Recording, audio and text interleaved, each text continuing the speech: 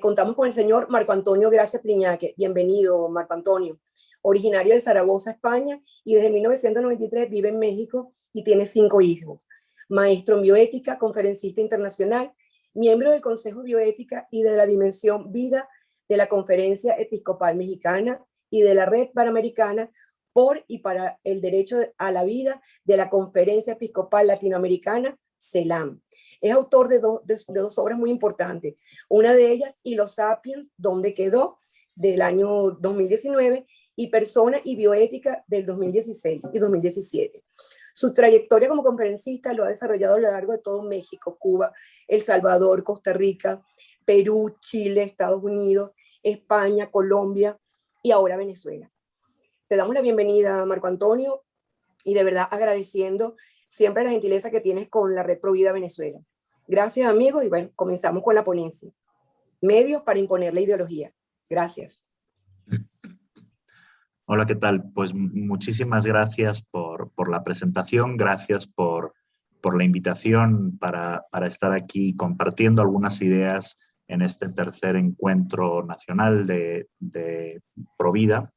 Y bueno, vamos a comenzar viendo un poquito toda esta situación ideológica. Quien ya me haya escuchado anteriormente ahí es una plática muy similar, les va a servir para reforzar. Quien no, pues para conocer un poquito qué está detrás y qué está pasando con todo esto.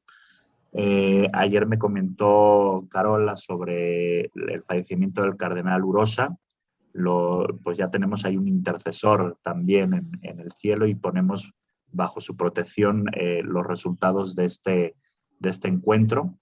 Y suscribo completamente las palabras de Monseñor Cefalia, que comentó ahorita sobre todo este ataque ideológico en contra de la familia natural, del matrimonio entre un hombre y una mujer y sobre todo de la vida humana, sobre todo cuando está en una situación de fragilidad, vulnerable, indefensa, como es en el vientre materno. Me voy a permitir compartir la pantalla para poder comenzar. Bien, ahí ya se está viendo, ¿verdad? Muy bien.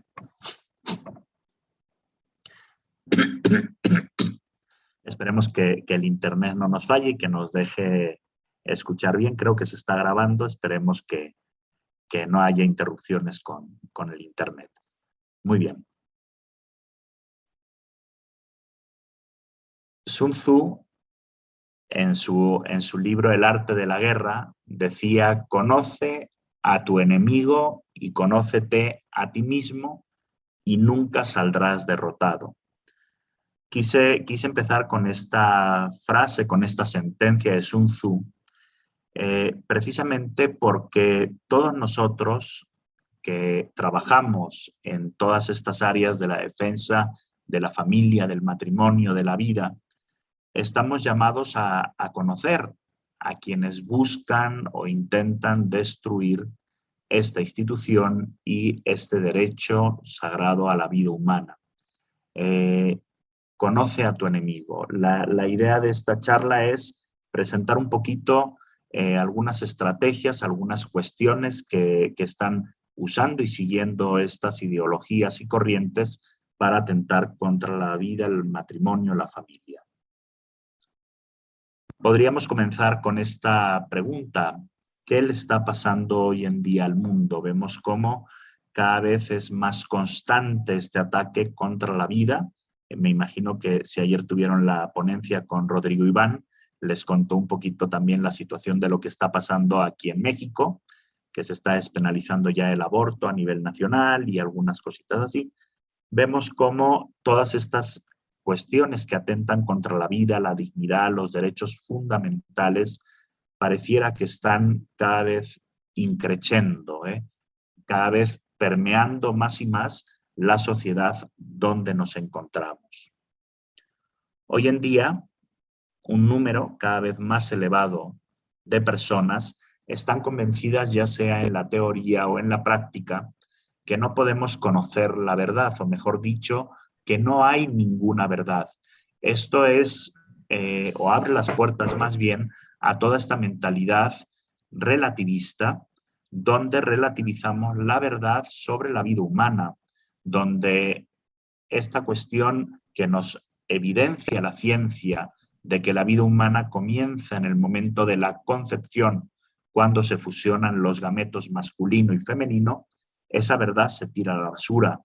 Cuando desconocemos o cuando cerramos las puertas a la verdad sobre el matrimonio como la unión de un hombre y una mujer, se abren las puertas a ideologías como pueden ser la ideología de género, que busca destruir la esencia misma de las personas.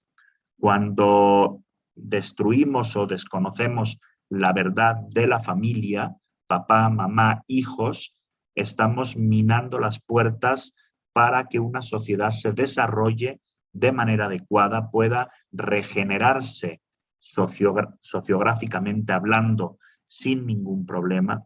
Entonces, fíjense las repercusiones de entrada que tenemos al negar la verdad o al desconocer la verdad sobre el hombre, el matrimonio y la familia. Esto ha abierto las puertas a un neotérmino que se conoce con el nombre de posverdad. Posverdad, ya el propio nombre nos tendría que prender un foquito de alerta, algo que está más allá de la verdad. En este sentido, la posverdad cambia el orden jerárquico de las cosas y quita o tira a la basura literalmente la cuestión objetiva, la realidad, para sobreponer los sentimientos por encima de la verdad. Hoy en día, todo lo que tiene que ver con la cuestión sentimental, aunque no tenga ningún fundamento, aunque no tenga ninguna objetividad, aunque atente contra lo más básico de la realidad, si toca las fibras sensibles, le damos más credibilidad que a los hechos mismos. Un ejemplo claro lo podemos ver con este mal llamado lenguaje inclusivo. Y digo mal llamado porque si realmente quisiéramos aprender lenguaje inclusivo, pues aprenderíamos lenguaje de señas, aprenderíamos a ser respetuosos con los demás, a decir gracias, por favor, etcétera, y no pensar que por ponerle una E al final de cada palabra, con eso estamos logrando un cambio social y una inclusión. En pocas palabras, la posverdad no deja de ser una distorsión de la realidad. Como les decía, donde los sentimientos se ponen por encima de la razón. Si alguno de ustedes ha montado alguna vez a caballo, para montar a caballo necesitamos, además del caballo, la silla y las riendas. Cuando te subes al caballo y agarras las riendas, el caballo empieza a trotar. Si tú jalas a la derecha, esas riendas vienen en un arnés en la boca que le jalan al caballo a la derecha y para donde va su cabeza va el resto del cuerpo. Si le jalas a la izquierda, va a la izquierda. Si le jalas con las dos a la vez, clava las patas y se para. ¿Quién lleva a quién? Pues evidentemente el jinete lleva al caballo. Ahora bien, no sé si alguno de ustedes ha montado alguna vez un caballo a pelo. Se llama a pelo porque no tienes ni silla ni riendas. Te subes al caballo y te agarras al pelo del cuello, a la crin, por eso se llama montar a pelo. Cuando estás ahí arriba, bueno, te la piensas dos veces, pero bueno, ya estás ahí, el caballo empieza a trotar y por más que tú le digas a la derecha, a la izquierda, párate, el caballo va a ir para donde se le pegue su regalada gana. Y lo más seguro es que terminemos dándonos un trompazo de aquellos de aquí te espero, ¿no? Porque pues quien está llevando en este caso es el caballo al jinete. Cuando hacemos esta inversión de poner los sentimientos por encima de la razón, es como montar ese caballo a pelo. Y lo más seguro es que tarde o temprano terminemos dándonos un golpetazo en nuestra propia vida.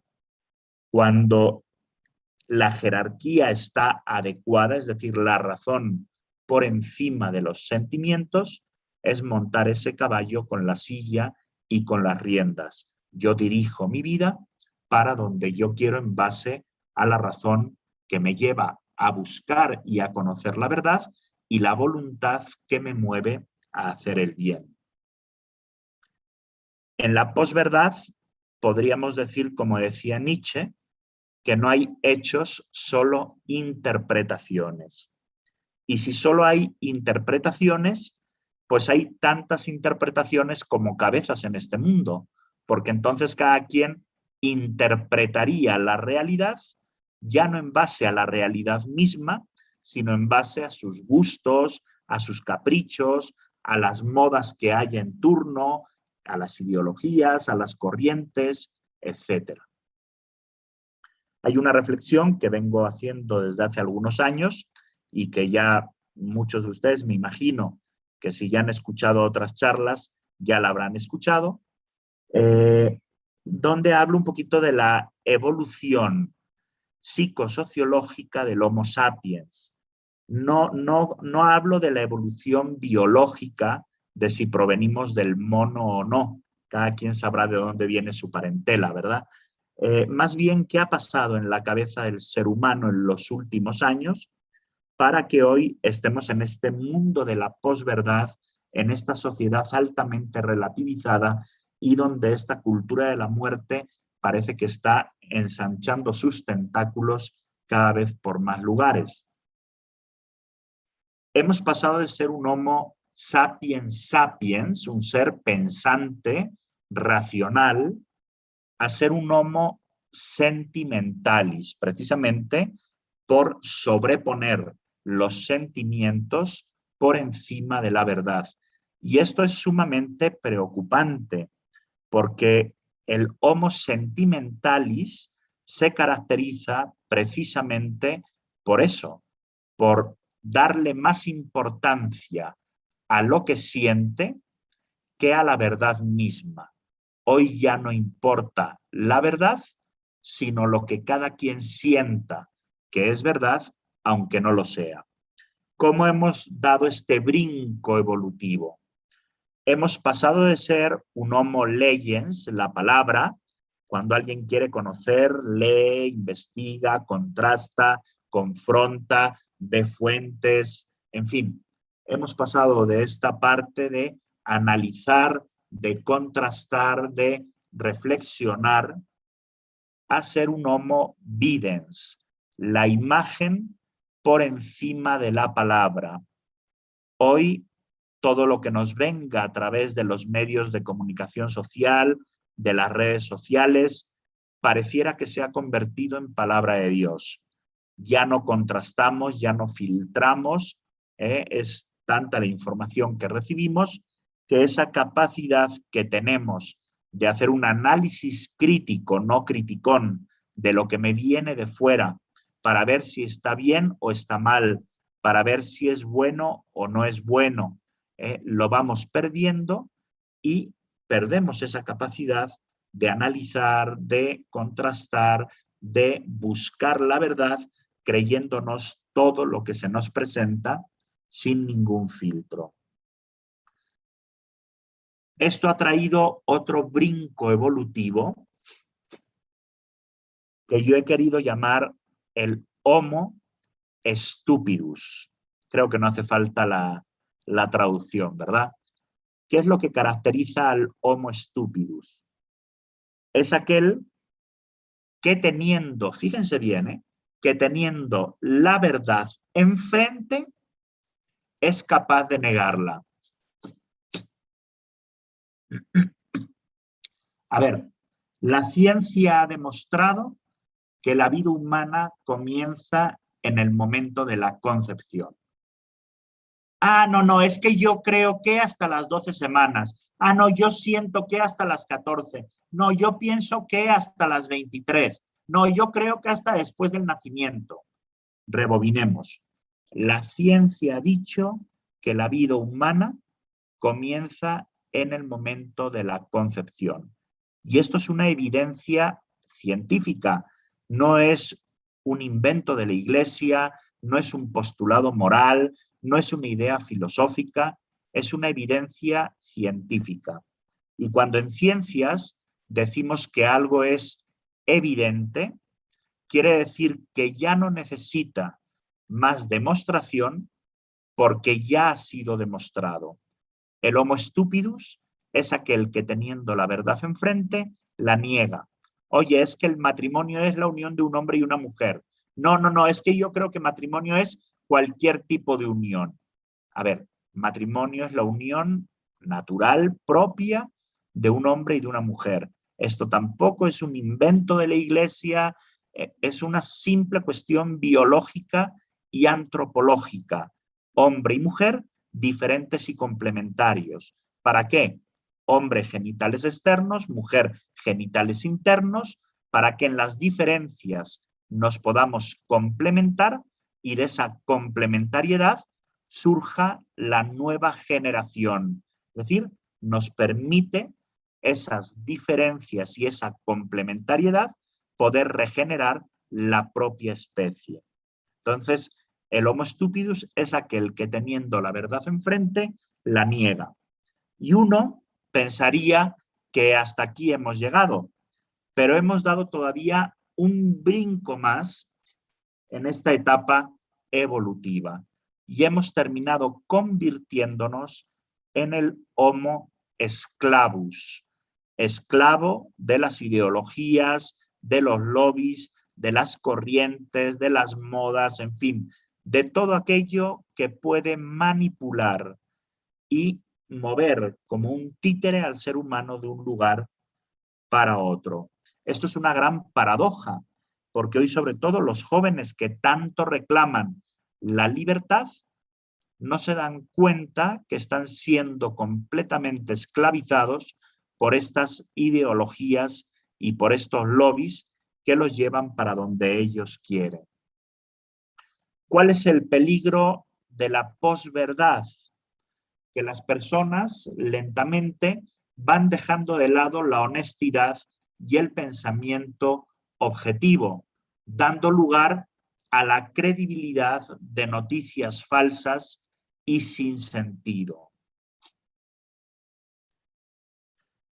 Esta divulgación de noticias falsas provoca un círculo de desinformación impresionante. Cuando, por ejemplo, el Estado se adueña de la comunicación, presenta lo que él quiere, no la realidad.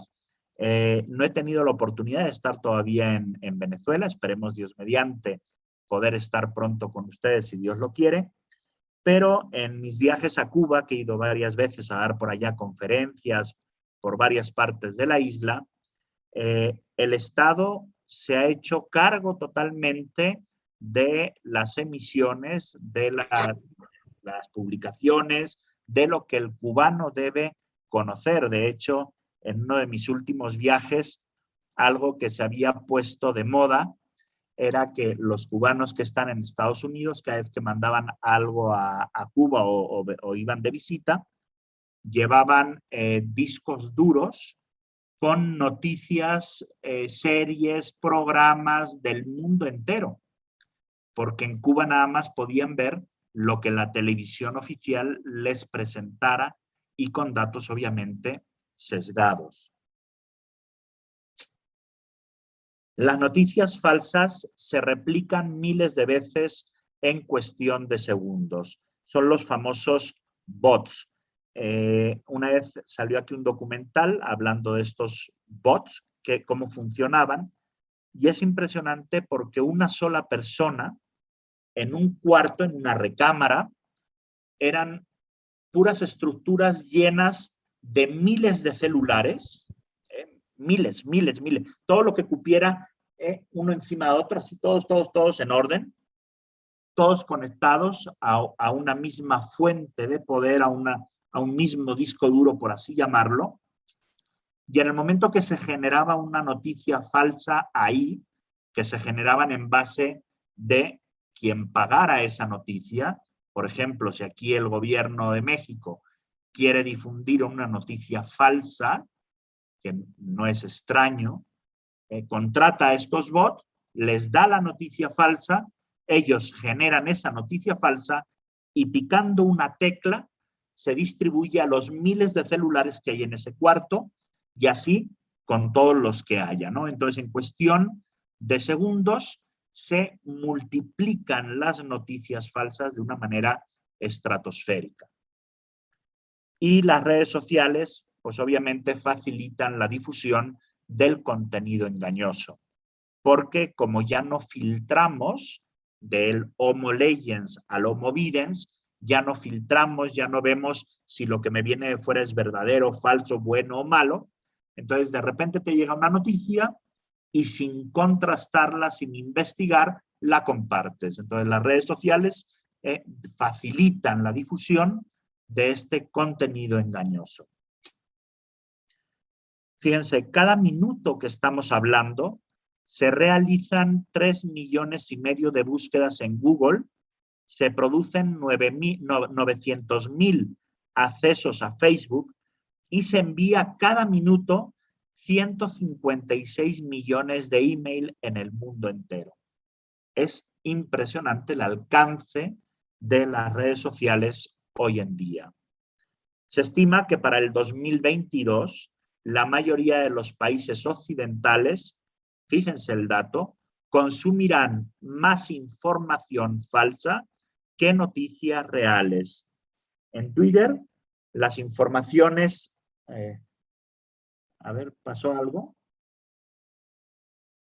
Hola, hola, ¿me están escuchando? No, está perfectamente hasta ahora la presentación. Ah, ok, es que me estaban mandando un mensaje de que me paralicé, entonces puede ser la señal de Carol o de quien. Ok, cualquier cosita me avisan, esperemos que no haya ninguna interrupción. En Twitter, las informaciones falsas reciben un 70% más de retweets que las veraces. Y en esta era de la posverdad, no leo, Homo Videns, no Legends, no leo, no comprendo lo poco que leo, que esto es una cuestión también muy preocupante. En España no hay analfabetas en el sentido de que todo el mundo sabe leer y escribir, pero en uno de los últimos estudios se encontró que muchos de los jóvenes que van a ir a universidad saben leer y escribir, pero no comprenden lo que leen. Se ha perdido esta comprensión lectora. Entonces, fíjense bien, en este mundo de la posverdad no se lee, no se comprende lo que lees, porque no lo filtras, no lo analizas, pero eso sí, todo mundo comenta. En las redes sociales pareciera que todos tienen doctorado en filosofía, en teología, en bioética, en biología, en genética, y dicen pura tontería sin ningún tipo de filtro, pero no dejan de comentar. Es impresionante cuando a mí me han invitado a entrar de repente a algún chat donde hay alguna discusión con algún grupo pro aborto, alguna persona pro aborto. Es impresionante la cantidad de tonterías, por no decir otra palabra, que escriben sin ningún tipo de reflexión. Que desde el punto de vista tanto filosófico como científico se desmontan muy fácilmente, pero como no comprenden, como no tienen esa capacidad, porque se ha ido perdiendo en este mundo de la posverdad, siguen comentando tontería y media sin ningún tipo, o más bien cobijándose en el ropaje del anonimato o de no estar presente cara a cara con la otra persona. Esto ha abierto las puertas a otro nuevo término, que es la infoxicación. La infoxicación es todo ese sobreexceso de información que recibimos a través de las redes sociales, de los medios de comunicación social, y que hacen precisamente eso, que perdamos nuestra capacidad de análisis crítico, que no tengamos ese criterio objetivo para analizar lo que me viene de fuera, porque es tanta la información que recibo que entra ya como si fuera un embudo, todo directito, sin filtrar. Esto obviamente va abriendo las puertas, decía Chesterton, este escritor inglés converso, que el gran problema del mundo actual no es no creer en Dios, sino creerse cualquier cosa. Y esto es lo que hace toda esta infoxicación. Es tanta la información que recibimos que nos creemos cualquier cosa que nos llegue a través de las redes, a través de los medios de comunicación. Esto ha abierto las puertas a que estos lobbies e ideologías puedan manipular mucho más fácilmente a las personas y sobre todo a los jóvenes, porque están enfocados directamente a ir por los niños, los adolescentes y los jóvenes, porque según ellos, nuestra generación, los adultos, ya estamos echados a perder. Ya creemos lo que creemos, pensamos lo que pensamos y es muy difícil que nos hagan cambiar nuestro punto de vista. Sin embargo, un niño, un adolescente, un joven que están desarrollando esa capacidad de análisis, de conocimiento, etcétera, etcétera, metidos en un mundo de posverdad y con esta infoxicación que los bombardea constantemente de información de todo tipo, se vuelven altamente manipulables.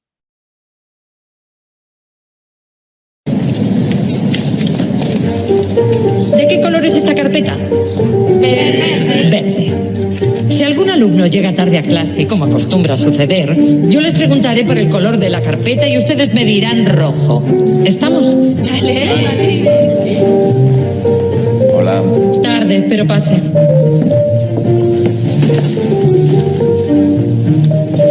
Bien, sigamos. En filosofía hay corrientes como el positivismo que no admiten otra realidad que no sean los hechos. Filósofos como Auguste Comte consideran que hay cosas que caen por su propio peso y que no admiten discrepancia. Como por ejemplo, el color de esta carpeta. Usted, ¿de qué color es esta carpeta? Roja. ¿Y usted? Roja. ¿De qué color es? Usted, la chica del pelito corto. Roja. ¿Y usted? Roja. Roja. Roja. Roja. Roja. Roja. ¿Y usted?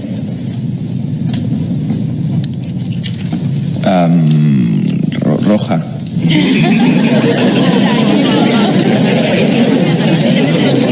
A ver, ¿puedo continuar?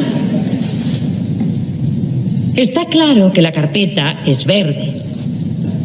Y han sido testigos directos de la debilidad del ser humano cuando es sometido a la presión ambiental, incluso en lo que se refiere a la percepción física. Bueno, yo me he dado cuenta de que era un juego. O sea, me parecía rara la pregunta. Claramente la carpeta es de color verde. Pero como todos decían rojo, usted ha dicho rojo. Bueno, porque pensaba que no Según tenía opción. Nietzsche, el mundo puede dividirse entre dos tipos de personas. Las que siguen sus propios deseos y las que siguen el deseo de los demás. Las primeras son fuertes y no se dejan gobernar por nadie. Y las segundas son débiles y se limitan a hacer lo que dicen y hacen los demás.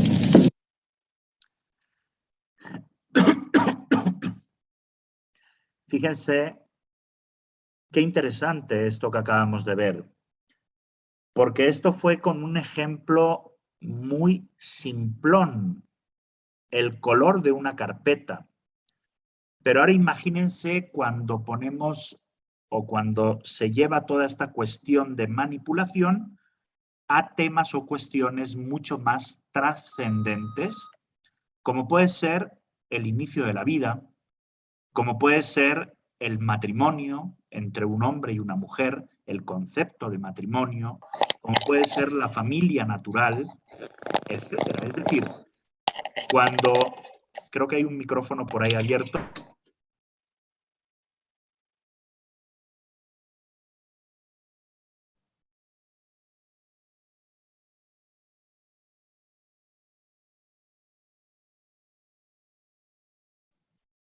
A ver si me escuchan. Vale. Sí, escuchamos Sí. perfectamente. Gracias. Vale. Fíjense que cuando se pasa todo esto a temas más trascendentales, esta manipulación pues cobra un sentido mucho más fuerte, porque se están manipulando mentes, conciencias. Hace tiempo, en alguna de las pláticas que les di también por ahí a grupos de Venezuela, les enseñaba un video de una mamá argentina con su hija chiquita, donde la había adoctrinado totalmente a favor del aborto. Entonces, es impresionante ver cómo se están destrozando las conciencias al extremo de que estos niños el día de mañana van a ser incapaces de conocer la verdad porque desde pequeños han estado metidos en una espiral ideológica manipulada.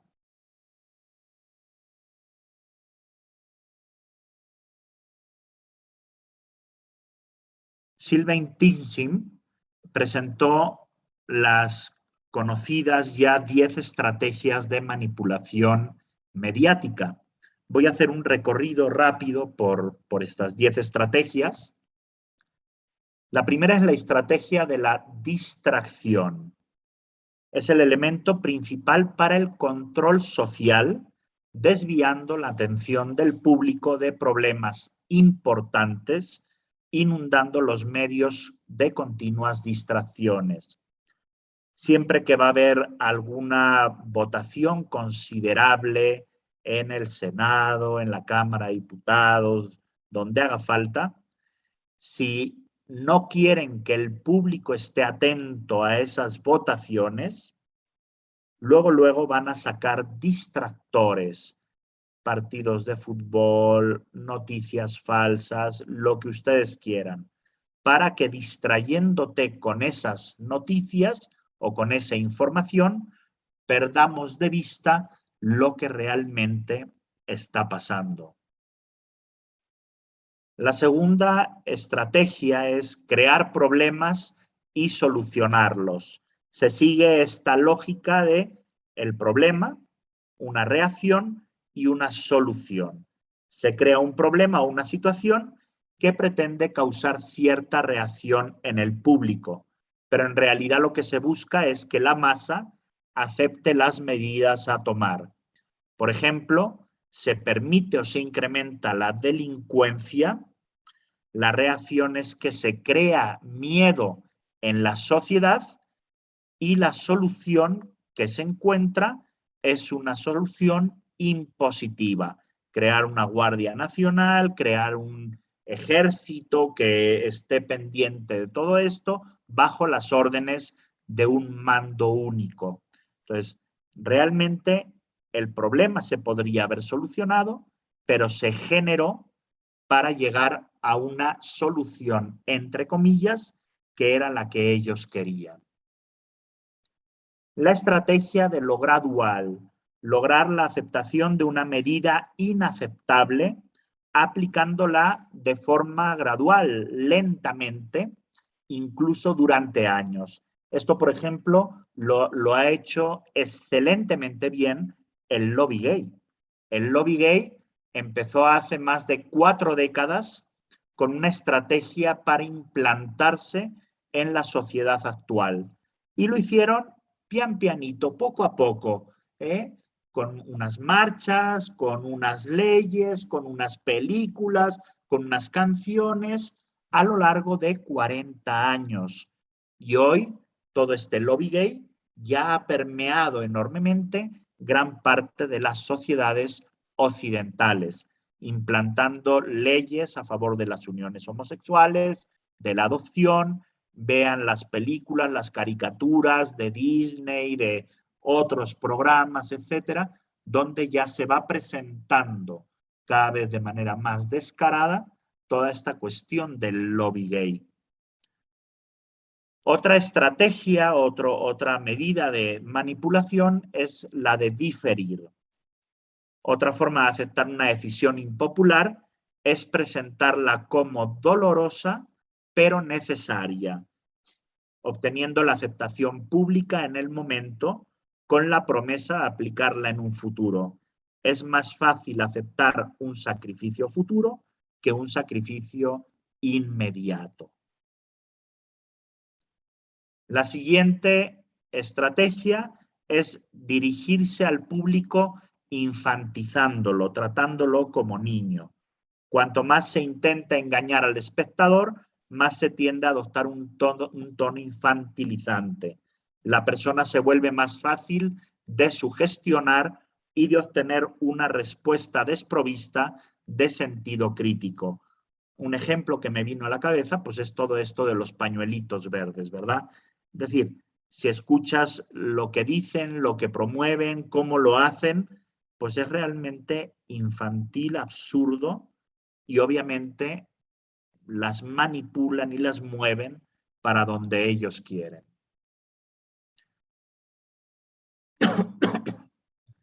Este es parte de lo que comentábamos ahorita de la posverdad, la emoción antes que la reflexión. Utilizar el lado más emocional de las personas es una técnica clásica para detener el análisis racional de una situación, así como su sentido crítico. La utilización de la emoción permite acceder más fácilmente al inconsciente para implantar ideas, deseos, miedos, temores, compulsiones o inducir incluso comportamientos. Cuando en Argentina hace un par de años se aprobó el aborto, en el Senado y todo eso se presentaron médicos, ginecólogos, abogados, filósofos, etcétera, dando una argumentación racional seria sobre el tema del inicio de la vida humana. Los grupos proabortistas, como vieron que desde el punto de vista de la razón y de la ciencia la tenían perdida, porque todos los argumentos, si es que los podemos llamar así, pro aborto, se pueden desmontar tanto racional como científicamente, ellos optaron por el lado de la emoción. Como no tenemos razones, como no tenemos argumentos, vamos a tocar las fibras sensibles, sobre todo de las jóvenes. Y sacaron, por ejemplo, esta cancioncita, cantada por un grupo de artistas argentina, que llegó emocionalmente a las mujeres.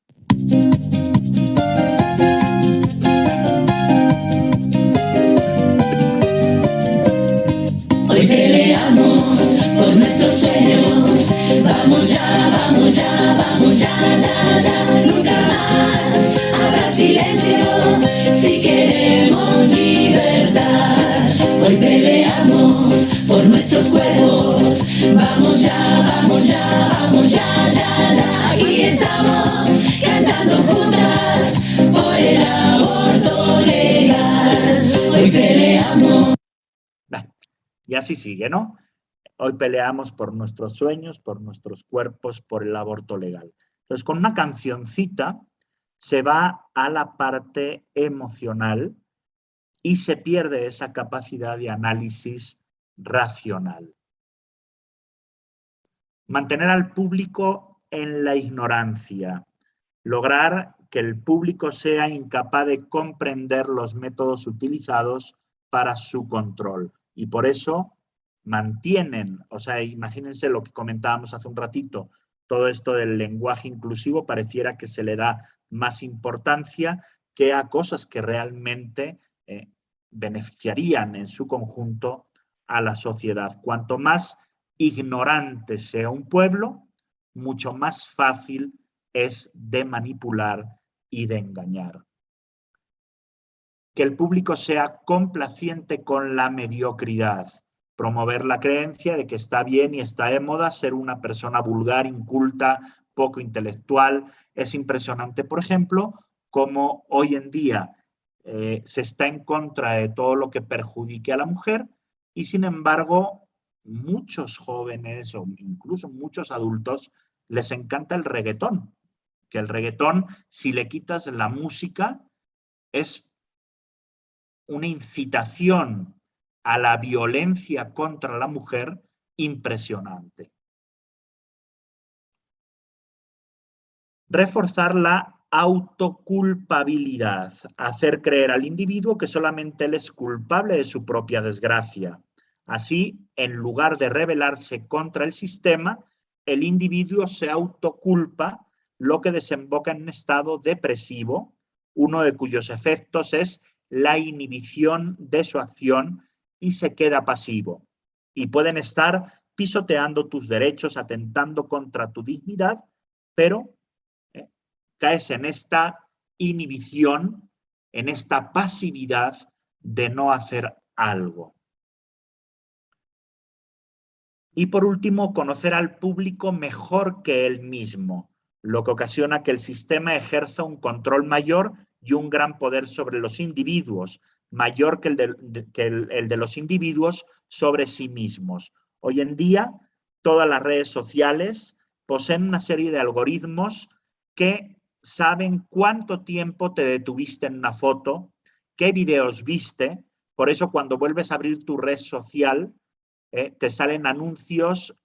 Si, por ejemplo, picaste a unos pantalones, cuando vuelvas a abrir tus redes sociales, te aparecerán un montón de anuncios sobre pantalones. Es decir, ellos, a través de estos algoritmos, conocen mejor que tú y te van presentando la información que ellos quieren. Muchas veces pensamos que en las redes sociales que cada uno tiene, que todos reciben la misma información que tú estás recibiendo.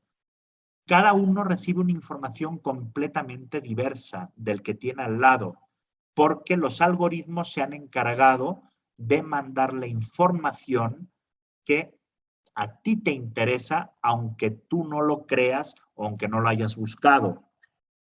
Si tú, por ejemplo, picas a algún video, a alguna página de corte a lo mejor más comunista o de otro tipo de corte, automáticamente te van a empezar a llegar noticias en esa línea. Y tú piensas que todos están recibiendo lo mismo, pero el que está al lado está recibiendo una información completamente diferente.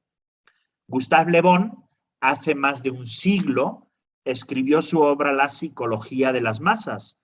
Para él, las masas son un rebaño servil que necesitan un amo. ¿Cuáles son algunas de las características que presenta Le Bon? Los individuos desarrollan comportamientos en masa que no harían individualmente. Claro, individualmente uno se la piensa dos veces antes de hacer algo, y más si está mal. Cuando estás en masa, vean las marchas pro aborto, pro ideología de género, el feminismo radical, se caracterizan por los destrozos que hacen, porque en la masa es más fácil hacer el mal que de manera individual. La masa, por tanto, influye de manera determinante sobre el individuo, desarrollan un sentimiento de omnipotencia porque están cobijados bajo el anonimato de la masa, y las masas no pueden responder con inteligencia. Por eso, cuando no hay razones, lo único que quedan son las agresiones. Y lo que caracteriza a estos grupos masificados es precisamente eso, la agresión más que la razón. George Orwell, en su obra La rebelión en la granja, en 1984, decía: si el líder dice que 2 más 2 son 5, pues 2 más 2 son 5. En tiempos de engaño universal, decir la verdad es un acto revolucionario. Cuanto más se desvíe una sociedad de la verdad, más odiará a aquellos que la proclaman. Y en el mundo de la posverdad y la infoxicación, pues obviamente el que habla con la verdad se hace reo de persecución, de agresión e incluso de cuestiones que pueden terminar en la cárcel, como ha pasado en Alemania, en España, en algunos lugares de Estados Unidos, donde ir en contra del lobby gay o de la ideología de género ha terminado con padres en la cárcel ha terminado con hijos en hogares sustitutos porque el gobierno se los ha quitado. Esto ha abierto las puertas a la implantación de lo que podríamos llamar el totalitarismo ideológico o pensamiento único, es decir, se hace lo que el Estado dice y todo lo demás sale sobrando. O te alineas o atente a las consecuencias. En el totalitarismo ideológico, la libertad está seriamente restringida para poder manipular sin límites a la gente. Mussolini sacó su famoso eslogan: todo en el Estado, todo para el Estado, nada fuera del Estado y nada contra el Estado. Hoy, las ideologías con las que nos encontramos podrían hacer suyo este eslogan y decir todo en la ideología, todo para la ideología, nada fuera de la ideología, nada contra la ideología. Por eso, si tú no te alineas, te haces objeto de persecución por parte de estas ideologías y de estos lobbies. Este sería el totalitarismo ideológico, donde, y estos 3 puntos son sumamente importantes, se destruye la verdad, no interesa que la gente conozca y busque la verdad, se elimina, por tanto, la libertad de la persona manipulándola al antojo de los lobbies y de las ideologías, y se niega la naturaleza. Por eso estamos muy prontos a crear leyes a favor del aborto, de las uniones homosexuales, de la adopción por parte de estos grupos, a favor de la ideología de género, porque al negar la naturaleza, entonces puedes justificar absolutamente cualquier cosa en contra del propio ser humano. El totalitarismo ideológico busca, por tanto, crear a ese hombre masa para controlar lo que piensa, lo que hace, lo que lee. De aquí el control de la cultura, las artes, las ciencias y el fomento de una obediencia absoluta a un líder mesiánico. Esto tiene también un fundamento, que es lo que se podría llamar el marxismo cultural o la reingeniería social. Ya en la cárcel, Antonio Gramsci, fundador del Partido Comunista Italiano a inicios de 1900, decía: hay que adueñarnos del mundo de las ideas para que las nuestras sean las ideas del mundo. Es decir, es una revolución ya no armada, como proponía Marx con la famosa lucha de clases, sino ideológica. Hay que adueñarnos del mundo de las ideas para que las nuestras sean las ideas del mundo. Este nuevo marxismo que estamos viviendo hoy en día, o marxismo cultural, aunque creamos que no, se sigue alimentando del marxismo clásico, pero obviamente ha cambiado algunos actores. Hoy, por ejemplo, dentro de este marxismo cultural, se trabaja el tema del feminismo radical, del ecologismo extremo, del lobby gay o de la ideología de género. Un ejemplo gráfico que de hecho es sumamente absurdo ver en las marchas del orgullo gay homosexuales con playeras del Che Guevara. Ahí habla también de un desconocimiento histórico, cultural impresionante, porque todos saben que el Che Guevara en Cuba, pues lo primero que hizo fue encarcelar a todos los homosexuales porque ellos no podían ser revolucionarios. Para él no eran hombres y eran sujetos a abusos, a encarcelamientos, a agresiones e incluso a la propia muerte. Y sin embargo, hoy en día el lobby gay usa la imagen del Che Guevara en estas marchas con toda tranquilidad. En este marxismo cultural ya no se habla de lucha de clases como tal, sino de luchas culturales. Y no se busca expropiar a los medios de producción como proponía Marx, sino que, y esto es sumamente grave, expropiar la cosmovisión del hombre. Y en el momento que destruyes, como les decía, la esencia misma del ser humano, cualquier cosa es válida, cualquier atentado es justificable. Un ejemplo muy claro de esto es la ideología de género. Como cualquier ideología, no busca la verdad ni el bien de las personas, sino solamente la conquista de las voluntades para manipularlas a su antojo. La manipulación del lenguaje se utiliza como un verdadero lavado de cerebro. Hoy en día vemos cómo todo ya está inmerso para que el joven se introduzca en las cuestiones de una sexualidad desviada desde la más temprana edad. Empezamos un poquito tarde, denme unos minutitos y ya voy a ir cerrando. La sexualidad para la ideología de género es un constructo sociocultural, por tanto la cuestión biológica la tiran a la basura y lo que importa es lo que cada quien sienta que es. Hoy en día se reconocen 112 diversidades sexuales distintas: heterosexual, homosexual, bisexual, transexual, género neutro, poliamor, ecosexual, pansexual y así 112. Imagínense si de por sí es complicado para un adolescente ser lo que es, hombre o mujer, ahora tú dile que tiene 112 posibilidades para escoger. Lo que estamos haciendo es meterlos en un camino de confusión como nunca antes habíamos visto. Ir en contra de lo que por naturaleza eres es un camino que conduce a lo psicopatológico. Dentro de este lobby gay, creo que hay algún micrófono abierto.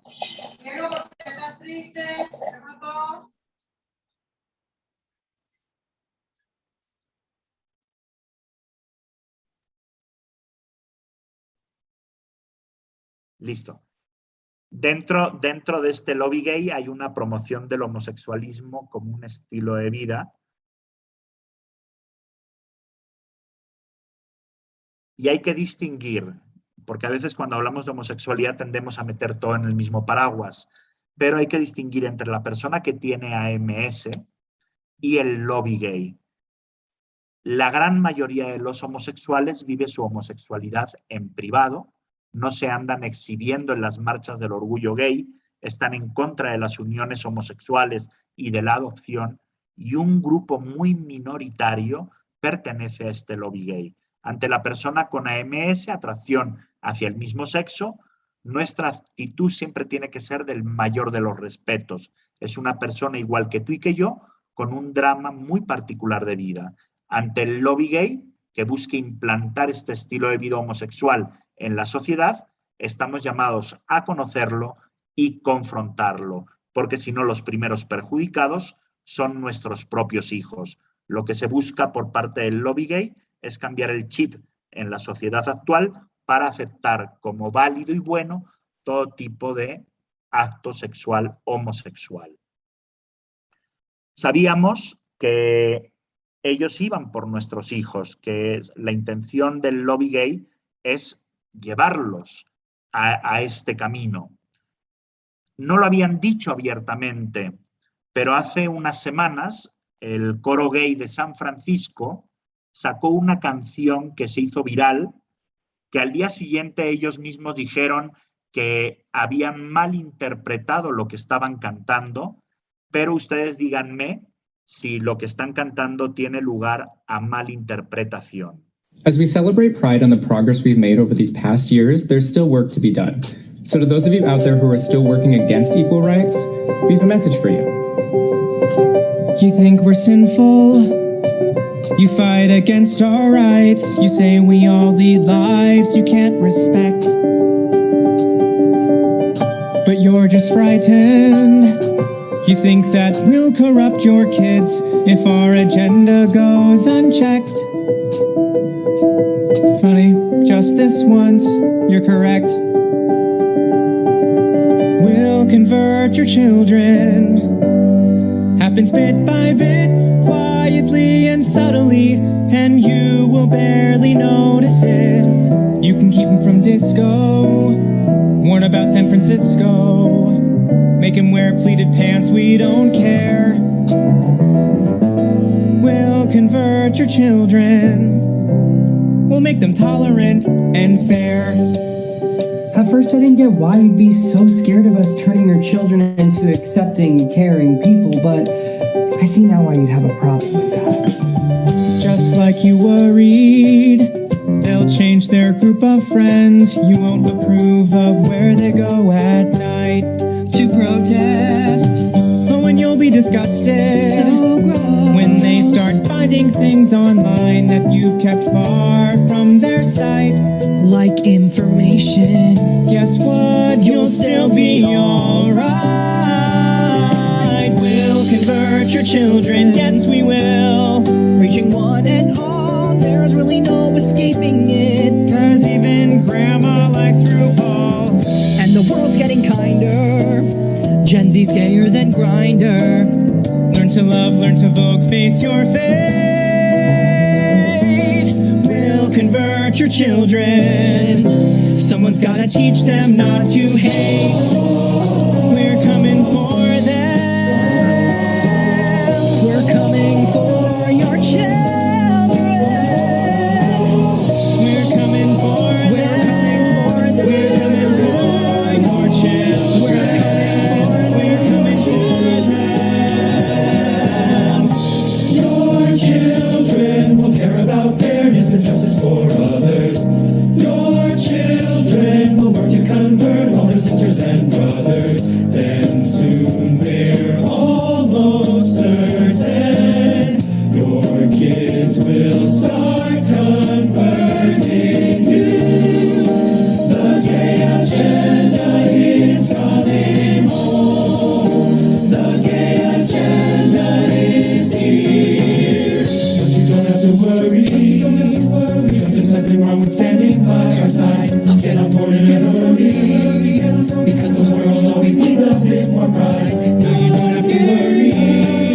Because there's nothing wrong with standing by our side. Get on board and hurry. Because the world always needs a bit more pride.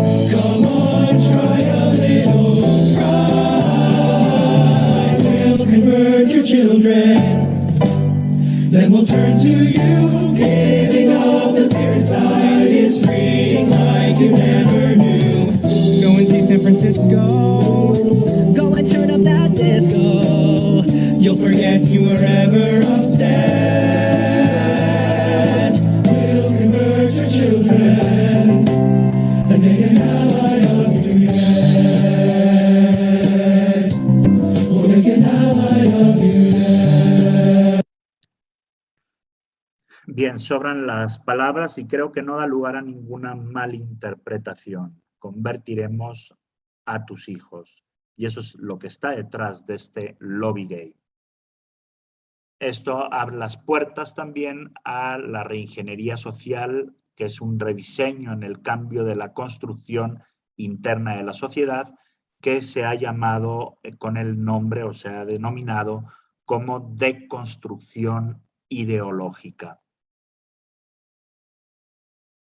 Claro, esta deconstrucción abre las puertas a este término de lo políticamente correcto, en el sentido de que si te comportas de cierta manera, tienes que evitar ofender en especial a los grupos minoritarios. Si no, repito, prepárate porque te vas a hacer reo de persecución.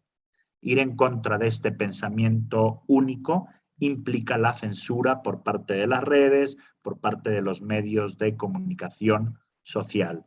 Y ya para cerrar, ante toda esta situación, ¿qué hacemos? Decía Antonio Machado, entre el soñar y el dormir se encuentra lo más importante, el despertar.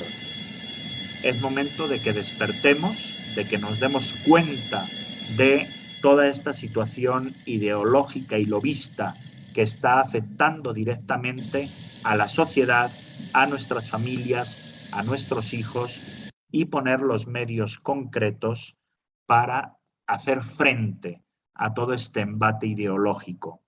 Por eso, frente a esta crisis de la razón, ir en contra de la verdad no es signo de modernismo o progresismo, sino que es signo de necedad, de ese homo stupidus que teniendo la verdad enfrente es capaz de negarla. Hay un dicho popular que decía: corrige a un sabio y se hará más sabio. Corrige a un necio y te lo echarás de enemigo. Hoy es más urgente que nunca buscar la verdad, pues si la verdad no sirve para nada, entonces la razón humana no tiene ningún sentido, porque el fin último de la razón es precisamente la búsqueda y el conocimiento de la verdad. Eso implica que desarrollemos un pensamiento crítico que incluye la capacidad de razonar y pensar con lógica, analizar y juzgar las situaciones adecuadamente y actuar con una base fundamentada. Algunos medios: profundizar en los datos para comprender su significado, enfocar los hechos o situaciones desde diversos ángulos para tener una visión de conjunto, llevar a cabo un proceso de decisión racional basado en valores esenciales, evitar dejarse llevar por prejuicios y emociones irracionales y elegir con responsabilidad. Y cierro con esta frase: la verdad ilumina la inteligencia y modela la libertad del hombre para hacer el bien. Recuperemos esa jerarquía de nuestras facultades superiores que nos diferencian de las bestias, que es la razón y la voluntad, la razón que me lleva a conocer la verdad y la voluntad que me mueve a hacer el bien, y entonces nuestra vida como personas será una vida trascendente, una vida que tenga sentido. Pues bien, con esto no me queda más que darles las gracias